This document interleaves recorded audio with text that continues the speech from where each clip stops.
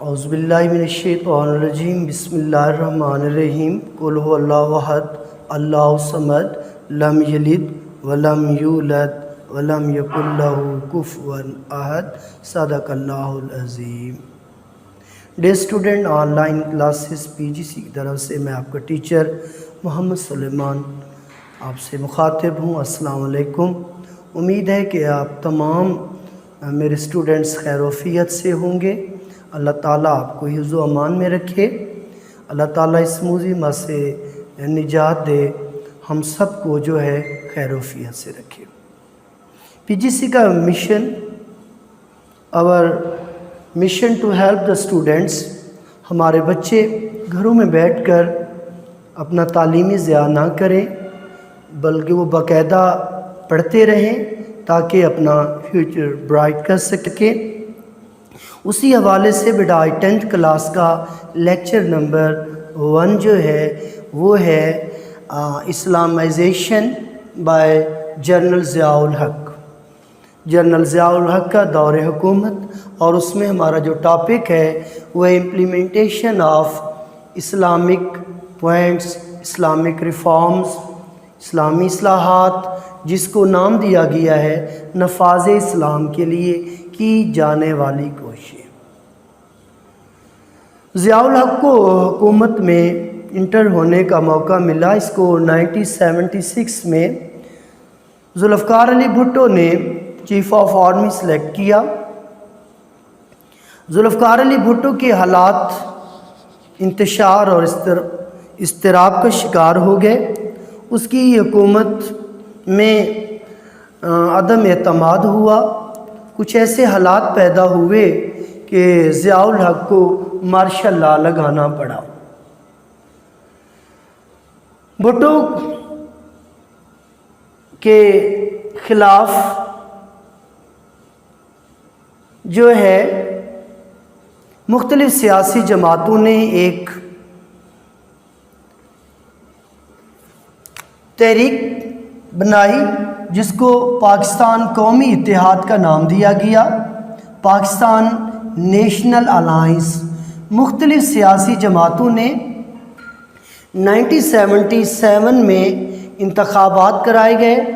ان انتخابات میں Peoples party کو اکثریت حاصل رہی، اور اس سلیکشن کو سیاسی جماعتوں نے دھاندلی کا نام دیا، اور انہوں نے بھٹو کے خلاف ایک محاذ بنایا جس کو نام دیا گیا پاکستان قومی اتحاد۔ اس میں بہت سی سیاسی جماعتیں تھیں اور انہوں نے پیپلز پارٹی کی حکومت کی مخالفت کی۔ اسی کے ساتھ تحریک نظام مصطفیٰ ایک تحریک چلائی گئی جس کی باغ ڈور جو ہے وہ مولانا مفتی محمود احمد کی زیر سرگردگی جو ہے، جس میں شریعت کو نافذ کرنے کی تحریک، جسے نام دیا گیا تحریک نظام مصطفیٰ۔ اس میں جو ہے پاکستان قومی اتحاد بھی شامل تھی۔ اس تحریک نے کافی طول پکڑا اور بھٹو حکومت کو بہت سے مسائل کا سامنا کرنا پڑا۔ بھٹو نے حکومتی اقدامات سخت کیے عوام پر، اور عوام مشتعل ہو گئی اور ایک تحریک کے طور پر بھٹو کے خلاف ہوئی۔ انہی حالات کا فائدہ اٹھاتے ہوئے ضیاء الحق نے بھٹو حکومت کا خاتمہ 5 جولائی 1977 کو کیا اور ملک میں مارشل لا لگا دیا۔ جمہوریت کا خاتمہ کر کے مارشل لا یعنی فوجی حکومت آمریت کا نظام نافذ کیا گیا۔ ضیاء الحق نے تقریباً 5 جولائی 1977 سے لے کر اگست 1988 تک تقریباً 11 سال حکومت کی۔ اس 11 ایئر میں بہت سے واقعات اور اس کے دور حکومت میں مختلف کام ہوتے رہے۔ ان میں سے جو ہمارا ریلیونٹ ٹاپک ہے وہ ٹاپک ہے جس کو ہم نے ڈسکس کرنا ہے، جو ہماری ایکسرسائز کا کوسچن ہے کہ نفاذ اسلام کے لیے کی جانے والی کوششوں کا ذکر کیجیے۔ ڈے اسٹوڈنٹ، لانگ کوسچن ہے، لانگ کوسچن کو اٹیمپٹ کرنے کے لیے پہلے اس کا ٹائٹل دیں، ٹائٹل کے بعد کورس آؤٹ لائن دیں، اور اس میں جو پرومیننٹ ڈیجٹ ہیں ان کو ہیڈنگ کے ساتھ جو ہائی لائٹ کریں، انڈر لائن کریں کوسچن کو سیکوینس کے ساتھ، تاکہ ہمارے اسٹوڈنٹس 8/8 پورے نمبر حاصل کر سکیں۔ 8/8 لینے کے لیے ہمارے اسٹوڈنٹس کو جو ہے کوسچن کا ٹائٹل دینا ہوگا، کوسچن میں جو جو چیزیں پوچھی گئی ہیں اس کو آؤٹ لائن کے طور پر ڈیفائن کرنا ہوگا۔ لیٹس سپوز ایگزامپل کے طور پر میں نے اس کا ٹائٹل لکھا نفاذ اسلام کے سلسلے میں کی گئی کوششیں 1977 سے 1988 تک، یہ ضیاء الحق کا دور حکومت ہے، اس کا یہ ایک سٹیپ ہے۔ اس میں آپ آؤٹ لائن دیکھیے کہ شرعی عدالتوں کا قیام، شرعی حدود کا نفاذ، زکوٰۃ و عشر کا نظام، سود کا خاتمہ، اسلامیات، مطالعہ پاکستان کی لازمی تعلیم، نماز کا اہتمام، رمضان آرڈیننس، دینی مدارس، عربی کی لازمی تعلیم، بین الاقوامی اسلامی یونیورسٹی کا قیام، شریعت فیکلٹی، اور اینڈ پر کوسچن کا تبصرہ۔ یہ ہماری آؤٹ لائن آ گئی بیٹے۔ اب ہم اس میں سے ایک ایک پوائنٹس کو اٹھاتے جائیں گے اور ڈسکس کرتے جائیں گے۔ ان پوائنٹس میں ہمارا جو پہلا پوائنٹس ہے وہ ہے شرعی عدالتوں کا قیام۔ 10 فروری 1979 کو ایک آرڈیننس جاری کیا گیا جس میں چاروں صوبوں میں شرعی عدالتوں کا قیام عمل میں لایا گیا۔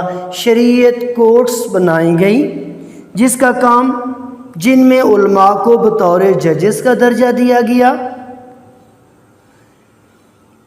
اس کو 1980 میں وفاقی شریعت کورٹس میں بدل دیا گیا۔ وفاقی شرعی عدالت 1980 میں تشکیل دی گئی۔ تمام شریعت بینچوں کی بجائے وفاقی شرعی عدالت قائم کی گئی جو محتاط عدالتوں کے فیصلوں کے خلاف اپیل سنتی تھی۔ اس کا کام اسلام کی تشریح کرنا، تمام قوانین کو اسلام کے مطابق دیکھنا، کوئی ایسا قانون نہ ہونا جو قرآن و سنت کے خلاف ہو، اور ان تمام فیصلوں کے خلاف اپیل کی سماعت کا اختیار سپریم کورٹ کرتا ہے۔ اگر کوئی قانون اسلام کے متصادم ہوگا تو اس کو کالعدم قرار دیا جائے گا۔ یہ ہمارا پوائنٹس تھا۔ اس کے بعد تھا حدود آرڈیننس، شرعی حدود کا نفاذ۔ حدود آرڈیننس کیا تھا؟ حدود حد کی جمع ہے، حد ایک لمٹ میں رہنا۔ شریعت کا مطلب ہے ایسی سنگین رولز بنائے جائیں جس کے تحت سزا دے کر جو ہے کرائم کو ڈکری کیا جائے، جرائم کی شرح کو کم کیا جائے۔ وہ کرائمز کون کون سے ہیں؟ جس میں چوری کرنے پہ ہاتھ کاٹ دیے جائیں، شراب نوشی پہ کوڑوں کی سزا دی جائے، زنا اگر شادی شدہ ہے تو سنگسار کیا جائے، اور اگر کنوارا ہے تو اس کو جو ہے کوڑوں کی سزا دی جائے۔ یہ تمام سزائیں شرعی حدود آرڈیننس میں آتی ہیں۔ اس کے ساتھ جو ہے یہ شرعی حدود کا نفاذ جو ہے یہ 1979 کو عمل میں لایا گیا۔ اس کے ساتھ ہمارا پوائنٹس نمبر 3 جو ہے وہ زکوٰۃ و عشر کا نظام۔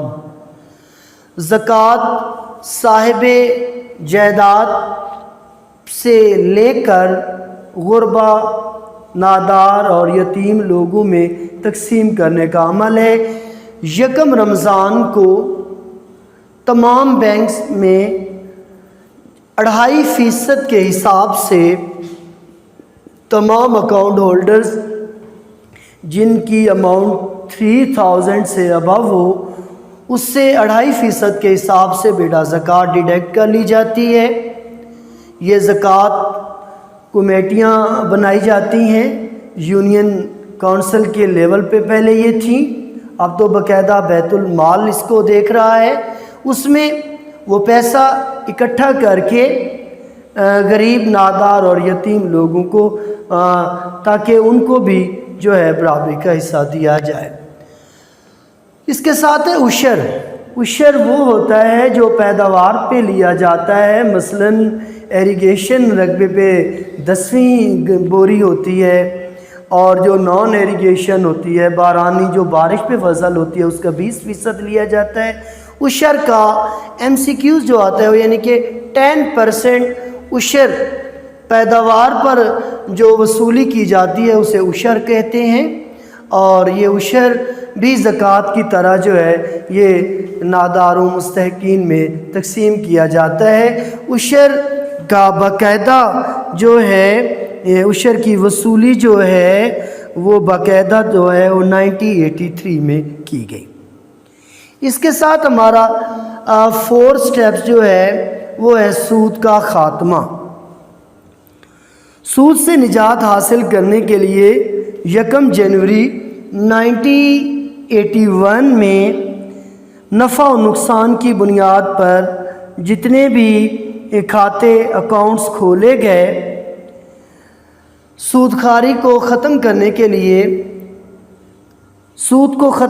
کے لیے تمام اکاؤنٹس نفع و نقصان کی بنیاد پہ کھولے گئے بیٹے، اور اس کو 1 جولائی 1984 سے تمام سیونگ اکاؤنٹس کو PLS میں تبدیل کر لیا گیا۔ 1984 میں PLS profit and loss saving system, اس میں یہ ہے کہ تمام اکاؤنٹس جو ہے وہ پروفٹ، پہلے سیونگ اکاؤنٹس ہوتے تھے، مختلف پیسوں پہ مختلف اماؤنٹ ملتی تھی، لیکن اب جو ہے یہ PLS میں بدل گئی کہ پروفٹ نفع و نقصان کی بنیاد پر اس چیز سود کو ختم کیا جائے گا۔ 5th پوائنٹ ہے بیٹے اسلامیات، مطالعہ پاکستان کی تعلیم لازمی ہوگی۔ اسلامک اسٹڈی اور پاک اسٹڈی کی تعلیم کو BSc گریجویشن لیول پر لازمی قرار دیا گیا۔ اس کو لازمی کرنے کا مطلب جو یہ ہے وہ یہ ہے کہ اسلامی تعلیمات سے بچوں کو فائدہ ہو اور وہ اسلام سے بخوبی واقف ہو سکیں۔ 6 پوائنٹ میں نماز کا اہتمام، تمام آفسز، اسکول، کالجز میں نماز کا اہتمام کیا گیا۔ صلاۃ کمیٹیاں تشکیل دی گئیں، ریڈیو ٹی وی پر باقاعدہ اذان کی نشریات ہوتی تھیں اور لوگوں کو نماز کی طرف راغب کیا جاتا۔ دوران نماز کے وقت جو ہے وہ لوگوں کو نماز کی طرف بلایا جاتا، تمام کاروباروں کو روک کر نماز کی طرف، اس کے لیے باقاعدہ صلاۃ کمیٹیاں قائم کی گئیں۔ رمضان آرڈیننس 7 پوائنٹ۔ آرڈیننس کیا ہوتا ہے؟ آرڈیننس وہ ہوتا ہے جو حکومت لاگو کرتی ہے کسی خاص عمل کے لیے، فی الفور آرڈر ہوتا ہے جو عوام پہ لاگو کیا جاتا ہے حکومت کی طرف سے۔ رمضان آرڈیننس کیا تھا؟ رمضان آرڈیننس سے مراد یہ ہے کہ اگر کوئی شخص رمضان میں جو ہے کسی قسم کی جو ہے اسلامی طریقے کی خلاف ورزی کرے گا، اس کو باقاعدہ 3 ماہ سزا اور 500 روپے جرمانہ ہوگا۔ ایسے الفاظ اپنی ہیڈنگ میں جو ہے وہ پرومیننٹ کلر مارکر کے ساتھ، تاکہ ڈیجٹ اور ڈکشنری کلیئر ہوتی جائے۔ 3 ماہ قید اور 500 روپے کا جرمانہ کیا جائے گا۔ اسی کے ساتھ رمضان آرڈیننس کے ساتھ دینی مدارس ضیاء دور میں دینی مدارس کو باقاعدہ فنڈنگ دی گئی. دینی مدارس سے فارغ التحصیل طلباء کو جو ہے ایم اے اسلامیات اور ایم اے عربک کی ڈگری کے برابر جو ہے ان کو کوالیفیکیشن دی گئی. ان کی جو ہے ڈگری کو مانا جاتا ہے ایم اے عربک اور ایم اے اسلامیات کے متعلق. دینی مدارس کے ساتھ نیکسٹ پوائنٹ جو ہے ان کا عربی کی لازمی تعلیم. ڈیئر اسٹوڈنٹ، ششم سے لے کر یعنی 6 سے لے کر 8 کلاس تک عربی کی تعلیم لازمی قرار دی گئی تاکہ اسٹوڈنٹس جو ہے قرآن مجید کو پڑھنے اور سمجھنے میں آسانی ہو. اسی کے ساتھ 10 پوائنٹ جو ہے ہمارا وہ ہے بین الاقوامی اسلامی یونیورسٹی کا قیام. بین الاقوامی اسلامی یونیورسٹی کا قیام عمل میں لایا گیا جس میں اسلامک لٹریچر، اسلامک بروشرز کو جو ہے پبلش کیا جاتا، جس سے لوگوں کو جو ہے اپنا اسلامی قانون کے ہر پہلو پر تحقیق کرنے کا موقع ملے اور انہیں باقاعدگی سے جو ہے اسلام سے آگاہی ہو. شریعت فیکلٹی کا قیام. اسلام آباد کی قائد اعظم یونیورسٹی میں شریعت فیکلٹی قائم کی گئی جہاں قرآن مجید، سنت نبوی اور فقہ پر مبنی قانون کی تدریس کا سلسلہ جاری کیا گیا. اس میں ارینجمنٹس کی گئی کہ باقاعدہ فقہ کی تعلیم دی جا سکے. تبصرہ. ڈیئر اسٹوڈنٹ، پاکستان ایک خاص نظریے کے تحت وجود میں آیا. آپ جانتے ہیں کہ نظریہ پاکستان دراصل نظریہ اسلام ہے. پاکستان اسلام کے نام پر حاصل کیا گیا، اس لیے قرارداد مقاصد میں تمام اسلامی نکات شامل کیے گئے جو 1956 کے آئین میں بھی تھے، 1962 کے آئین میں بھی اور 1973 کے آئین میں. اور نفاذ اسلام ایک اسلامی پوائنٹس ہیں.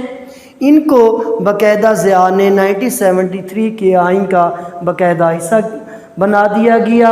نو ڈاؤٹ ضیاء الحق کا یہ سٹیپ اسلامائزیشن کے حوالے سے اسلامک ریفارم کے لیے خوش آئند ہے جو آج تک بھی چلا آ رہا ہے، جس سے اسلامی روایات اور اسلام کی باقاعدہ تشریح ہوتی رہتی ہے. Thank you. اللہ حافظ.